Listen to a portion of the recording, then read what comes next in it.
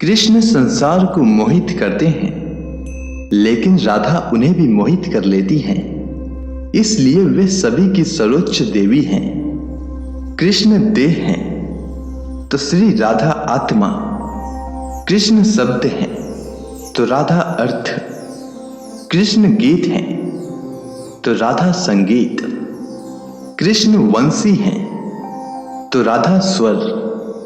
भगवान ने अपनी समस्त संचार शक्ति राधा में समाहित की है।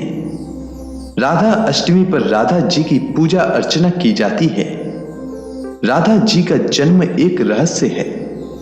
राधा जी के जन्म को लेकर विद्वानों की अलग अलग राय है। राधा अष्टमी पर राधा जी के साथ साथ भगवान श्री कृष्ण की भी पूजा अर्चना की जाती है, क्योंकि राधा जी की पूजा श्री कृष्ण के बिना अधूरी मानी जाती है। राधा अष्टमी का त्योहार मथुरा और वृंदावन के साथ साथ बरसाना में भी मनाया जाता है। आज राधा अष्टमी है, तो चलिए सुनते हैं राधा रानी जन्म कथा। राधा जी का जन्म भाद्रपद मास की शुक्ल पक्ष की अष्टमी तिथि को हुआ था और इसी दिन को राधा अष्टमी के रूप में मनाया जाता है। राधा जी का जन्म साधारण नहीं अपितु चमत्कारी है। ब्रह्म वैवर्त पुराण के अनुसार राधा जी भी श्री कृष्ण की तरह ही अनादि और अजन्मी हैं, अर्थात उनका जन्म माता के गर्भ से नहीं हुआ। ब्रह्म वैवर्त पुराण की एक पौराणिक कथा के अनुसार देवी राधा भगवान श्री कृष्ण के साथ गोलोक में निवास करती थी। एक बार देवी राधा गोलोक में नहीं थी, तब श्री कृष्ण अपनी एक अन्य पत्नी विरजा के साथ विहार कर रहे थे। जैसे ही राधा को इस बात की सूचना मिली, वह गोलोक लौट आई। इन्होंने विरजा को श्री कृष्ण के संग विहार करते हुए देखा तो कृष्ण को भला बुरा कहने लगी। राधा को क्रोधित देखकर विरजा नदी बनकर वहां से चली गई, परंतु राधा का यह क्रोध श्री कृष्ण के सेवक और मित्र श्री दामा को सहन नहीं हुआ।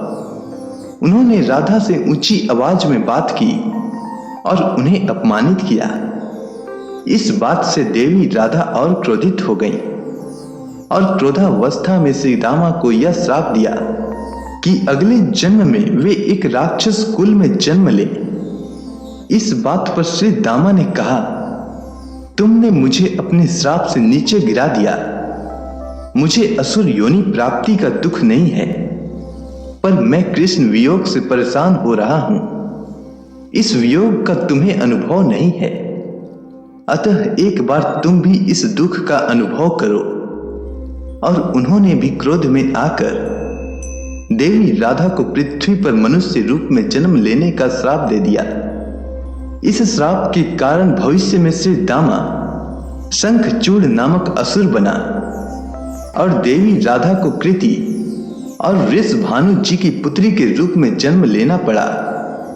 कथा के अनुसार जब श्री दामा और राधा ने एक दूसरे को श्राप दे दिया, तो उसके बाद श्री कृष्ण चिंता में ग्रस्त राधा के पास आए और उनसे कहा कि देवी, आप पृथ्वी पर जन्म तो लेंगी, लेकिन हमेशा मेरे आसपास ही रहेंगी। और कहा, आपको गोकुल में देवी कृति और वृषभानु की पुत्री के रूप में जन्म लेना होगा। वहां तुम्हारा विवाह रायाण नामक एक वैश्य से होगा और सांसारिक तौर पर तुम रायाण की पत्नी कहलाओगी।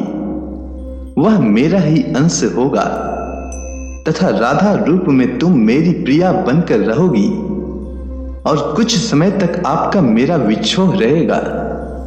इसके बाद भगवान श्री कृष्ण ने देवी से कहा कि अब आप वृषभानु के घर में जन्म लेने की तैयारी करें।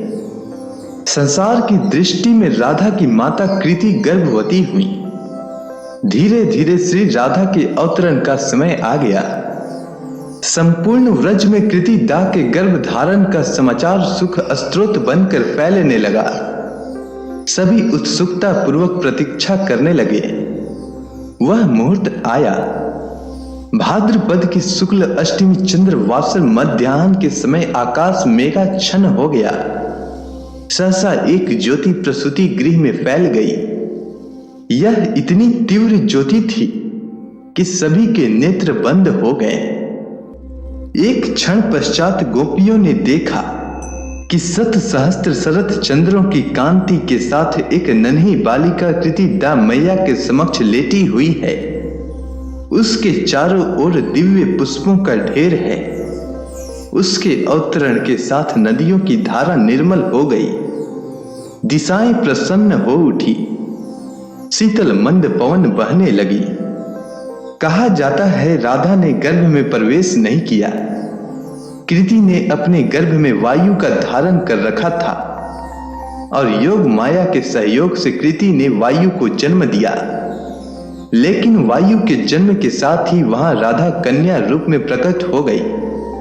वृषभानु और उनकी पत्नी ने अपनी पुत्री के जन्म पर लगभग 2 लाख गाय का दान ब्राह्मण को किया था। ऐसा कहा जाता है कि राधा जी ने अपने जन्म के काफी समय तक आंखें नहीं खोली थी। इसी कारण उनके माता पिता अत्यधिक परेशान रहते थे। लेकिन वृषभानु और कृति दा को यह जल्द ही पता चल गया था कि राधा जी अपनी आंखें अपनी मर्जी से नहीं खोल रही हैं। यह देखकर उन्हें अत्यंत दुख हुआ।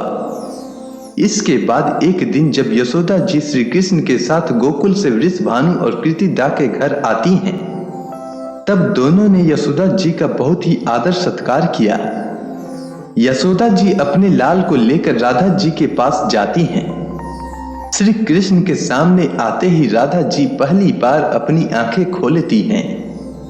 राधा जी भगवान श्री कृष्ण को बिना पलक झपकाए देखती जाती हैं। भगवान श्री कृष्ण भी राधा जी को देखकर अत्यंत प्रसन्न होते हैं। राधा जी के जन्म की सबसे लोकप्रिय कथा यह है कि वृषभानु जी को एक सुंदर शीतल सरोवर में सुनहरे कमल में एक दिव्य कन्या लेटी हुई मिली। वे उसे घर ले आए, लेकिन वह बालिका आंखें खोलने को राजी ही नहीं थी। पिता और माता ने समझा कि वे देख नहीं सकती, लेकिन प्रभु लीला ऐसी थी कि राधा सबसे पहले श्री कृष्ण को ही देखना चाहती थी। अतः जब बाल रूप में श्री कृष्ण जी से उनका सामना हुआ तो उन्होंने आंखें खोल दी। राधा नाम की महिमा अपरंपार है। श्री कृष्ण स्वयं कहते हैं, जिस समय मैं किसी के मुख से रास सुनता हूं, उसे मैं अपना भक्ति प्रेम प्रदान करता हूं, और धास शब्द के उच्चारण करने पर तो मैं राधा नाम सुनने के लोभ से उसके पीछे चल देता हूं। राधा कृष्ण की भक्ति का कालांतर में निरंतर विस्तार हुआ। कृष्ण के साथ श्री राधा सर्वोच्च देवी के रूप में विराजमान हैं। कृष्ण जगत को मोहते हैं और राधा कृष्ण को। अगर आपको यह कथा अच्छी लगी हो तो कमेंट सेक्शन में जय श्री राधे कृष्ण लिखना ना भूलें। धन्यवाद।